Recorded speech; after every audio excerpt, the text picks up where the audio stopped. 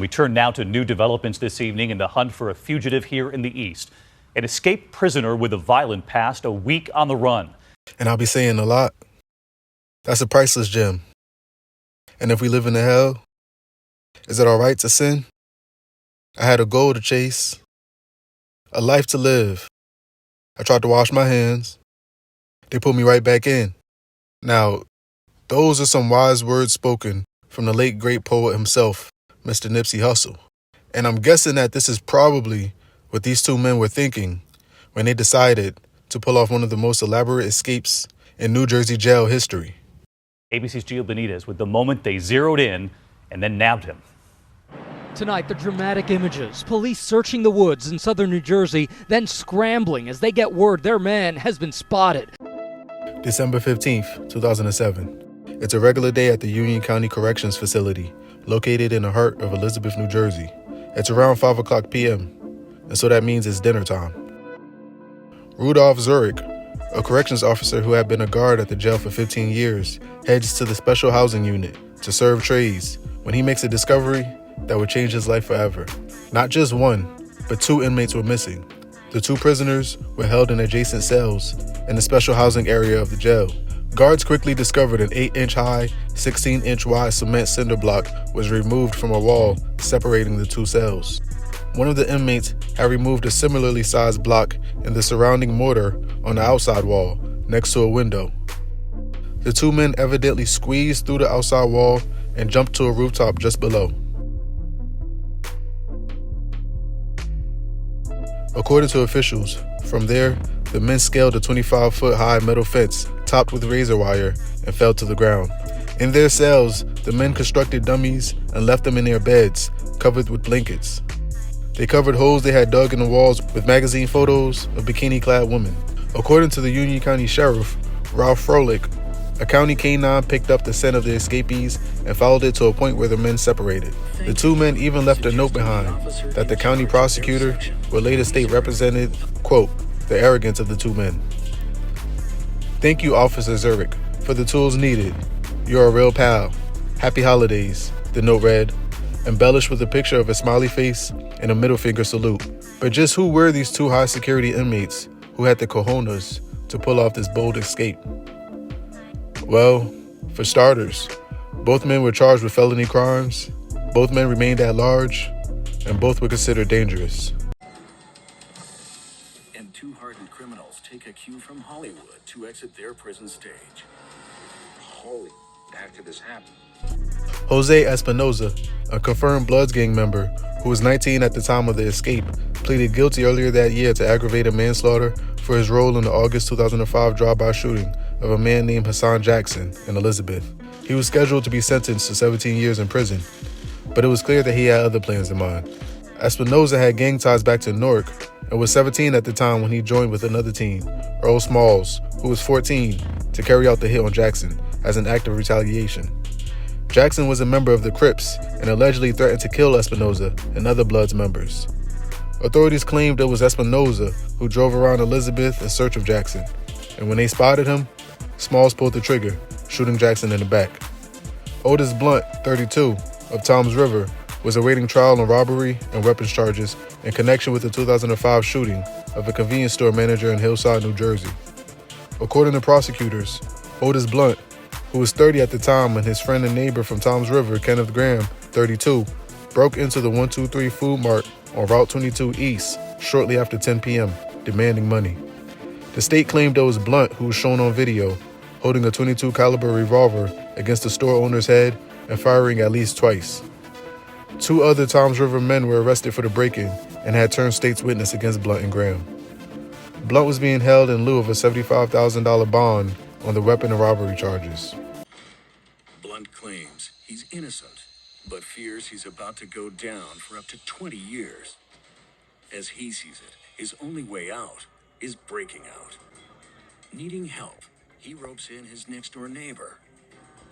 Facing a 17-year stretch, 19-year-old Jose Espinoza readily agrees. Otis Blunt and Jose Espinoza took 2 weeks to tunnel through the wall between their high-security cells and through an exterior wall. They flushed the dust down the toilet and made a racket loud enough to be heard outside their cells. Authorities had not uncovered evidence indicating guards had knowingly aided in the escape. Police said Espinoza and Blunt were in adjacent cells and used a long metal wire to scrape away mortar around the cinder block between their cells and the outer wall in Espinoza's cell. Once the cement block between the cells was removed, they smashed the block and hid the pieces in a footlocker. According to police, Blunt, who is 5 feet 10 inches and weighed 210 pounds, squeezed into Espinoza's cell through an approximately 16 to 18-inch hole. Mr. Blunt had been involved in construction. He was familiar with concrete blocks. The two inmates wiggled through another 18-inch hole in the outer wall. From a roof landing, the two men took a running jump, or they were standing and they jumped approximately 15 feet out and about 30 feet down. Then they jumped a razor wire fence onto a New Jersey Transit Railroad bed to freedom. All that's between the convicts and freedom is a razor wire fence and a terrifying 30-foot leap. Immediately, Espinoza takes a running leap, clearing the razor wire, but on the landing, he sprains his left ankle. Hearing Espinoza scream, Blunt freezes. Authorities found 2 sets of footprints in the snow heading in opposite directions. To delay discovery of the escape, Espinoza and Blunt used dummies made of sheets and pillows in their beds. They also hung photographs of bikini-clad women to hide the holes in the walls, a move reminiscent of a scene in the Hollywood hit The Shawshank Redemption. In the movie, the main character uses posters of women to conceal his escape tunnel and eventually flees to Mexico. While Espinoza hobbles off into the New Jersey night, a free man, Blunt cowers on the roof. So he sat on the roof for about another 3 hours, thinking about what he could do. He eventually decided that he was going to try to inch his way down the side of the wall where 2 walls abutted. When Rudolph Zurich discovered the prisoners were missing about an hour into his shift, he immediately took steps to have the jail locked down. When it became apparent that Blunt and Espinoza were long gone, Zurich requested to go to the hospital. Although he had sustained no physical injuries, the guards' union policy entitled him to a medical visit due to the trauma of the event. Zurich later received psychological counseling and retained a lawyer. It was originally believed that Blunt and Espinoza left the jail on December 15, 2007.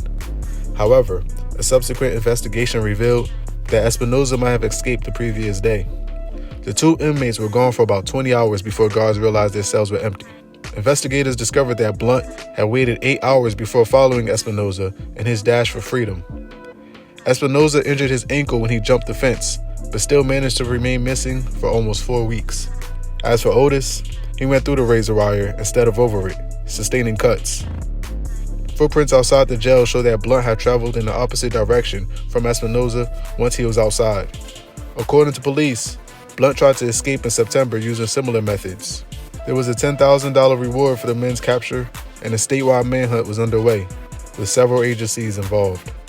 When the smoke finally cleared, the Union County's jail warden was transferred and his top assistant fired. Additionally, 5 guards were suspended until the investigation was complete. Suspended were 3 sergeants and 2 guards. They were accused of neglect of duty and failure to supervise. Union County Prosecutor Theodore J. Romankow described operations at the jail as, quote, miserable and dysfunctional. He said guards routinely ignored rules regarding cell searches and head counts. Investigators claimed that Blunt and Espinoza's cells had not been searched in over 2 months. Quote, if the corrections officers on that unit had done their job, there would have been no escape, said Romankow. He also noted that Officer Zurich would have to face administrative discipline. In outlining miscues at the jail, Romankow said that Blunt swiped a steel valve well from a standpipe in an area that should have been locked, and that the inmates made a lot of noise for about 2 weeks while using their approximately 10-pound implement to bash the cinder blocks between their cells and on an exterior wall. A reenactment created, quote, extremely loud noise, but it remained unclear if other noise, perhaps from passing trains, obscured the sounds, he said. A thick wire that authorities believe was used to scrape mortar around the blocks appears to have been something found by the inmates inside the wall. In the meantime, new security measures have been instituted since the breakout, the first since the jail opened in 1986. He noticed off of a recreational area, there was a wheel which was valve which turned water on and off. And he was able to bring it into his cell. It was a pretty big valve. Solid. The escape of 2 inmates there prompted more spending and new upgrades at the jail.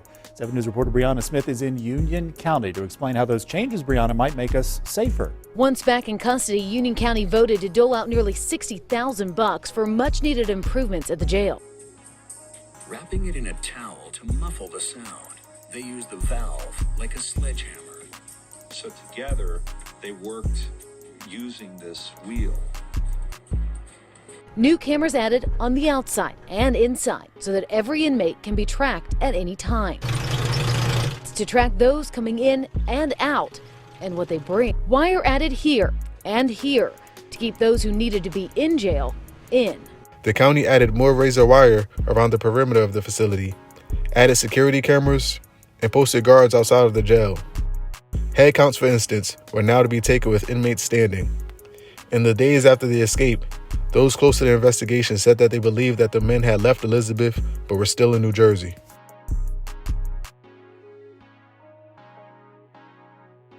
The note with the smiley face and the middle finger was evidently meant to mock the guard.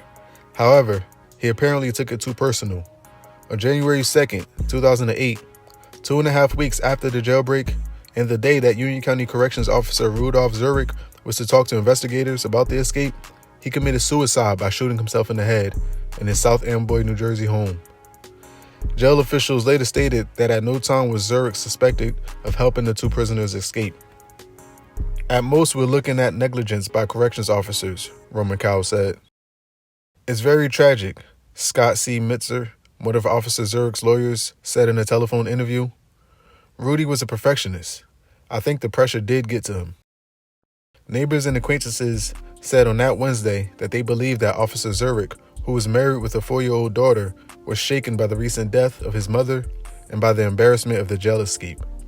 They also suggested that Officer Zurich might have been affected by the insinuation that he was complicit in the escape, either through laxity or as an accomplice, a suggestion that investigators have dismissed since the escape on December 15th. Mr. Mitzner recalled what he said was his client's spotless record as a corrections officer and his meticulous attention to detail. Quote, "He was a weightlifter who was obsessive about doing the right amount of repetitions the right way," Mr. Mitzner said. "I think the idea that people thought he did something wrong, it made him very depressed."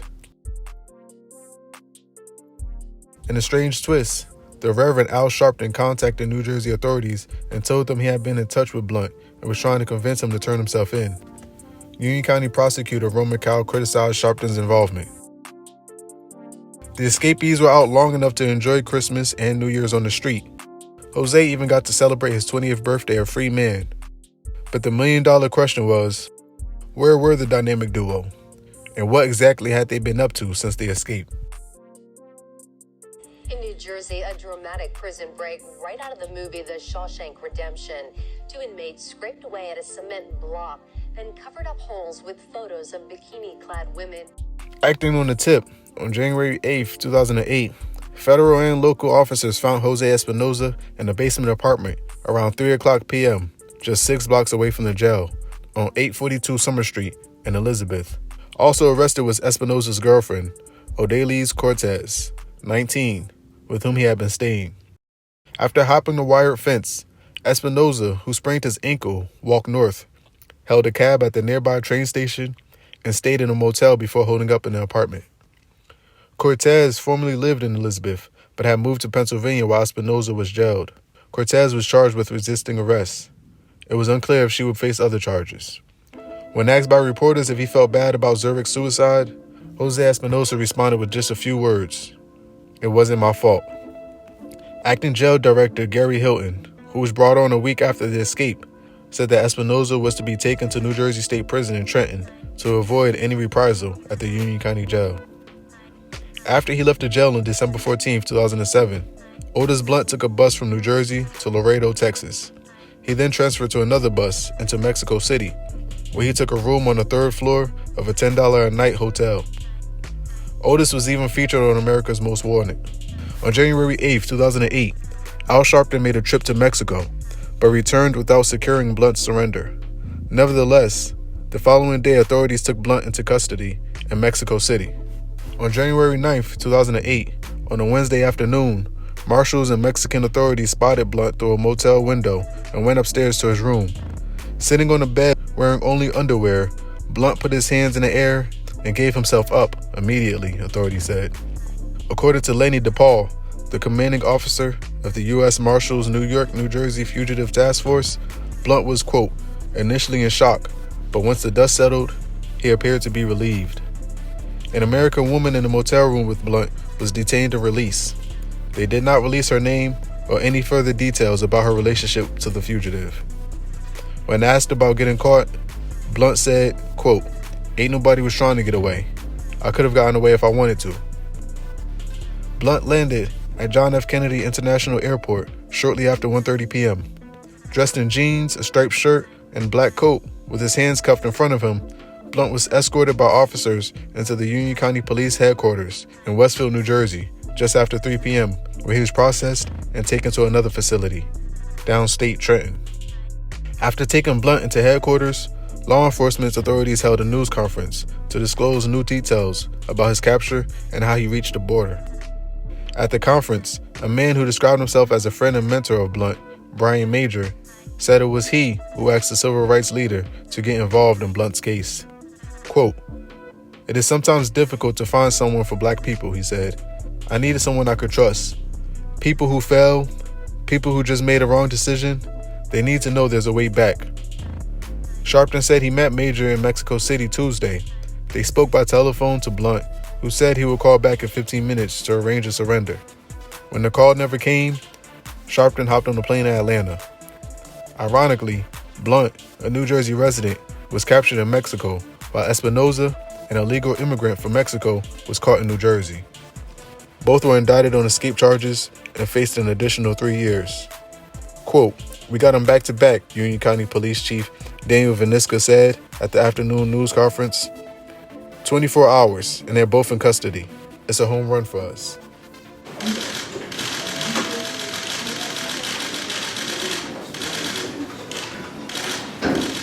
You just spent some time with her, apparently just watching some TV and playing some video games. You were only there 2 days? Yeah. What were you guys doing in there? That's all I'm going to say. Well, what was his state of frame? I mean, how was he? I'm sorry, everybody. She can't really speak anymore. I have, Judge, we would like to waive formal.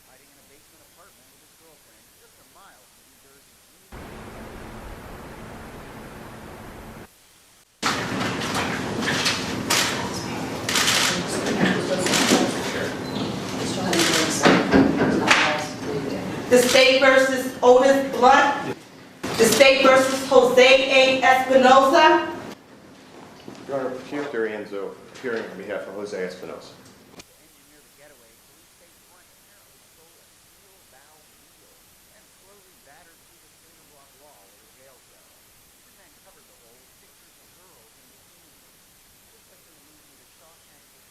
I don't think there was a plan to follow script, so to speak, with that movie. I think it was done in a way and in a manner that pretty much coincidentally mirrored that stuff. And again, this is reality.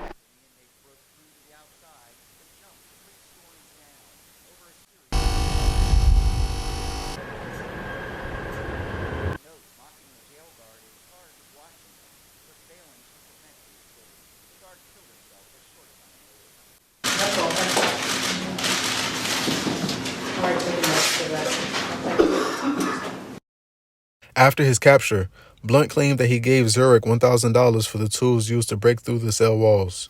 Everyone, including Romakow, insisted that they did not believe that Zurich had any part in the escape. They speculated that his suicide resulted from his perfectionist attitude and the fact that he had recently lost both his parents. Blunt even wrote another letter while on the run. Now, it has a lot of deleted names and curses in it, so bear with me. But I'm guessing that any time he's talking about one of the guards, you could just replace one of the blanks for Officer Zurich. 2, the whole staff and officers team of Union County Jail who ignores the inmates' needs and mistreats them, as if you blank are some overlords. There was once 2 men that lived in the SHU. On closed custody were Blank and Blank were trusted to watch their every move. Both officers were either too lazy or crazy to ignore all the banging. All the metal scrap and cement only meant that Blanks were escaping. We made it out around 9, right after the nurse came, because that's the last time Blank comes on the blink. No cat and mouse game. I studied the cockiness of both men. When inmates called them, they ignored it. In their lounge closet, smoking and joking, while we poking a hole in the walls, they never saw it. So thank you, Blank. Thank you, Blank. Oh, and Blank too. I couldn't have gotten this close to the ground if it weren't for you. The SHU. Zurich was known for his impeccable manner of dress, his military demeanor, and his spit-shine shoes. Still, the timing of his suicide, on the day he was to meet investigators, raised some eyebrows. Espinoza was escorted from the County Public Safety Building in Westfield to a waiting State Department of Corrections van, which was to transfer him to a state prison in Trenton for his own safety. The van was surrounded by 4 unmarked white SUVs, a high-risk transport unit, according to Police Chief Daniel Vaniska, and guards who stood by with assault rifles and police dogs. The inmate did not speak to reporters as he was led to the van.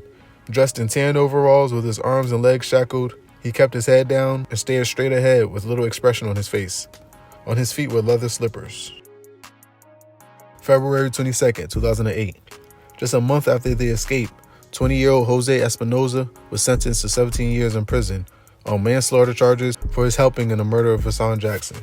Jose told the sentencing judge in Elizabeth that he was sorry for his role in the August 2005 slaying. Quote, "I know it was wrong. His hands and feet shackled so tight he could barely move. I'm sorry for what happened." Earl Smalls, Jose's 14-year-old shooter, was eventually sentenced to 23 years behind bars the next month. Ironically, after a month-long trial and 2 days of jury deliberation, in April of 2009, Otis Blunt and Kenneth Graham were found not guilty of critically wounding a Hillside store manager in a 2005 robbery. Ford Livingood, Blunt's attorney, stated that the state did not have a good case. Livingood argued that the prosecution's case rested largely on the strength of 2 unreliable witnesses of dubious character and that the prosecutors had no physical evidence. Regina Caulfield, who prosecuted the case with Jessica Kahn, countered that the witnesses had no reason to falsely accuse the co-defendants. Caulfield said Lee Curry and Stephen Ridey had told police key details about the robbery, including the fact that Blunt had left a clip to his revolver behind at the crime scene and corroborated each other's accounts. Quote, "The proof is in the details," Caulfield told the jury in her closing argument. How could they have made it up? But Paul Feinberg, Graham's lawyer, had argued the state had little evidence aside from the 2 witnesses and a surveillance video showing 2 black men committing the robbery and the shooting. Blunt, who was 34, and Graham, 36, avoided up to 20 years in state prison when they were acquitted of all charges, including armed robbery, aggravated assault, and weapons possessions.